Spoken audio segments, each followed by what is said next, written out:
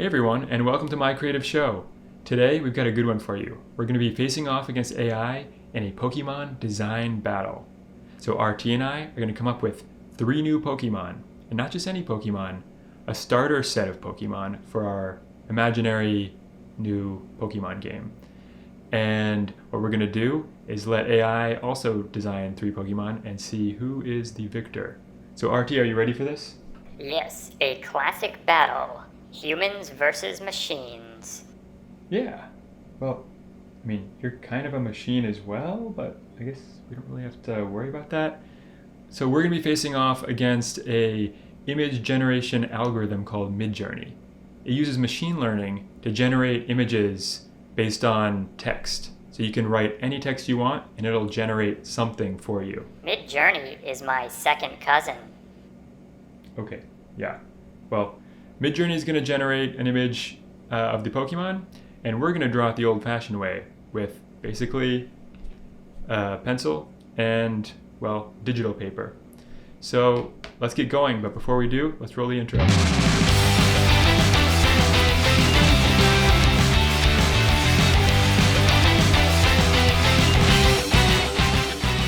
Now we'll need to draw 3 Pokemon for our Pokemon design challenge.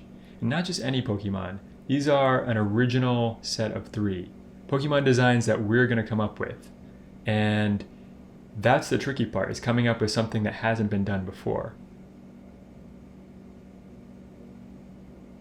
Are there any animals out there that have not been turned into Pokemon? Because there are a lot of Pokemon. In fact, well, I don't know how many, but there's a lot. So I looked this up and it came up with a list of 10 animals. Some of them I don't think were accurate, but I'm going to go with a moose because a moose is fun to draw, and hey, why not trust the internet? The internet's always right. So our first one's going to be a moose. Let's get drawing and see what we can come up with. So I'm just kind of sketching out a rough outline of what the character will look like. I'm using some reference images, mostly photos. I also was looking at references of other grass-type Pokemon. So a lot of those leaves and that kind of thing are inspired by other grass Pokemon.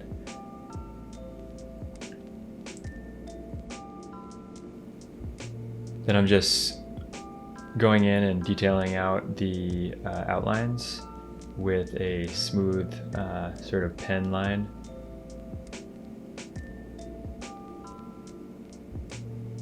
This part is pretty fun. It's pretty satisfying to get those nice, smooth, clean lines and kind of fill in some of the details.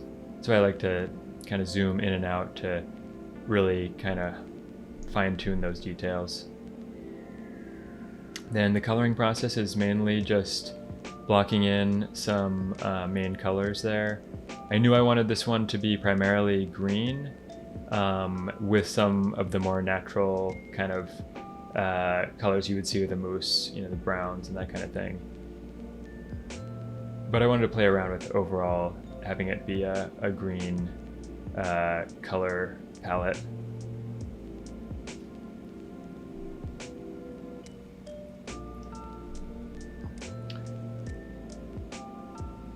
So I noticed with some of the reference images I was looking at of the Pokemon, particularly Generation 1, the drawings, they get a little bit of shading in the sketches, but they're honestly not overly shaded. So I probably went a little farther than they did in the original drawings, but I was having fun with the shading, so I just kind of went with it. And just to kind of give a sense of dimension and lighting and that kind of thing.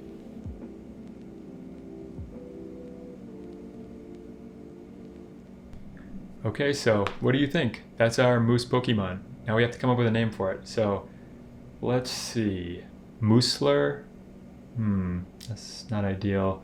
Maybe Leafroos. Leafroos sounds pretty cool. I think this looks like a Leafroos. So there it is, Leafroos. So now it's time for starter Pokemon number 2. We've already done the grass type, so we have water and fire left to go. Now, I thought for the second design, we could change it up. And instead of just getting inspired by one animal, maybe we'll mix it up and have sort of a hybrid of two animals. So RT, I'm gonna let you pick the animals for this one because I picked the first one. What do you think? Okay, RT has an idea. How about a horse and a donkey? Okay, a horse and a donkey, like a mule? Okay, so you wanna do a mule Pokemon? Well, maybe we could pick something a little different. How about a dog and a cat? Okay, dog and a cat, maybe something a little more exotic. How about a bumblebee and a sea cucumber? Sea cucumber? Well, bumblebee sea cucumber? I mean, I guess. Maybe it's a fire type? Yes, a fire bumblebee sea cucumber could be called a barbecue. Barbecue? Barbecue. Actually, that's not bad. So for our second Pokemon, it's going to be a fire type bumblebee sea cucumber named Barbecue. So let's get drawing. So right away I'm kind of trying to draw in that sea cucumber form in the body shape. And the sea cucumbers, the only real defining characteristics are their overall shape, cucumber shape, with the sort of bumps on them. So that's really the main part of this drawing that has those attributes. Otherwise, it's mostly a bee, and bees are really lots of cool details to kind of draw in for this character design, between the antennas and the wings and kind of the overall kind of pose of the creature.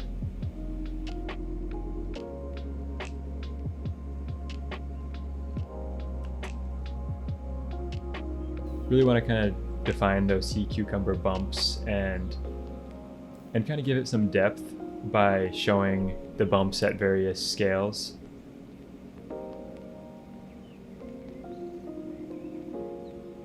And what I like to do with these designs is play around with what kind of iconic sort of patterns they might have on their whether it's on their face, there's that flame pattern, or the dots or lines or that kind of thing.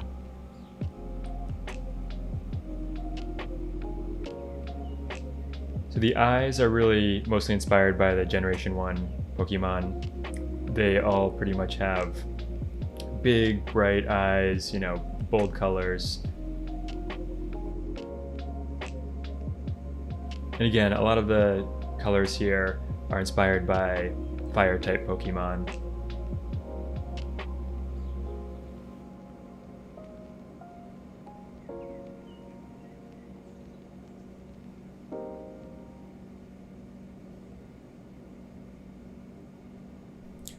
Okay, so that's 2 Pokemon down, 1 more to go. And for this one, I thought we could use a little help. So I want to bring in a special guest to help us pick the animal for the 3rd Pokemon. Let's see what he has to say. You want to come over here, bud? Okay.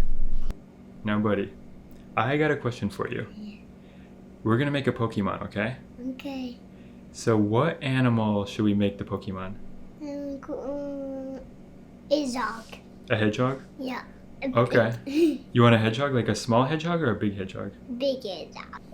If it's a hedgehog, what color should it be? What color should the Pokemon be? Blue. And if it's a blue hedgehog, does that mean it's a water one? Or is it a fire one or a grass one? Water one. It's a water one. Okay, so we've got a water hedgehog that's blue. Okay. It's a hedgehog, so we have to think of a good name. Maybe water? Maybe water? Yeah.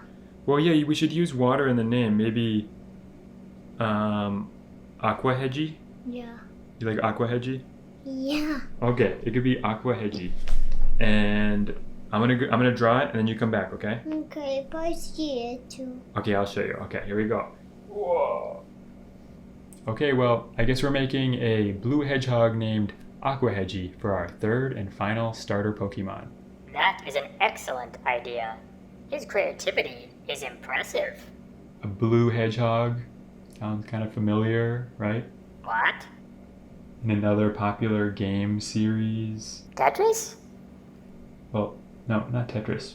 I mean, another game, Sonic the Hedgehog? Sonic the Hedgehog? Oh, never heard of it. You've never heard of Sonic the Hedgehog? Okay, well, I guess we'll have to make our hedgehog kind of unique just so it stands out. And before we do that, if you want to like and subscribe below, we'd really appreciate it. Otherwise, let's jump in and start designing this third Pokemon, the blue Aqua Hedgie. So I played around with a couple sketches before I did this one of hedgehogs. They're funny little animals, and they have some very iconic and unique characteristics with the way they bunch up into a little spiky fur ball. So I kind of wanted to play around with that. I could have gone a little more elongated with the design and kind of had the character stand up a little higher. I mean, if you look at Sonic the Hedgehog, he doesn't even really look that much like a hedgehog. I wanted to go for a design that looked a little more like a cute little hedgehog.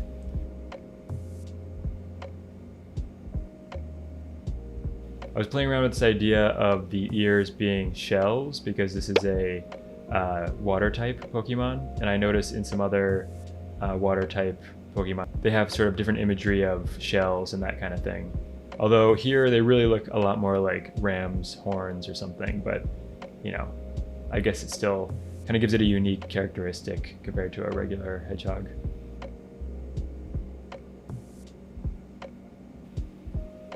So just kind of having fun with shading in some of the facial features here. I think one of the most fun parts of this process is laying in the colors and kind of detailing out the dimension of it with the shading and little highlights and that kind of thing. Really kind of brings it to life. So I'm using a technique where I'll just lasso in an area and then I can color in and not have to worry about going outside of the edges. Wasn't so happy with this initial wave pattern, so I tried something different. A sort of bigger swirly wave at the center.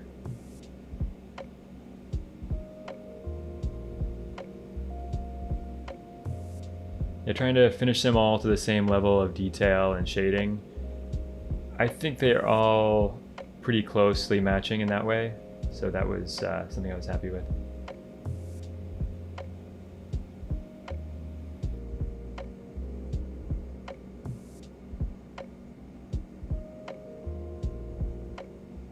Okay, and there they are, the 3 starter Pokemon in our set.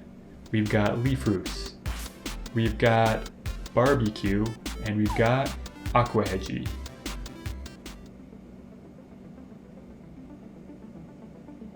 Okay, so here we go.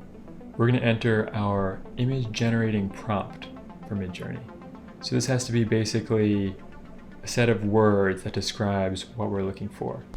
So we want 3 starter Pokemon, hand drawn color. Okay, here we go. Moment of truth.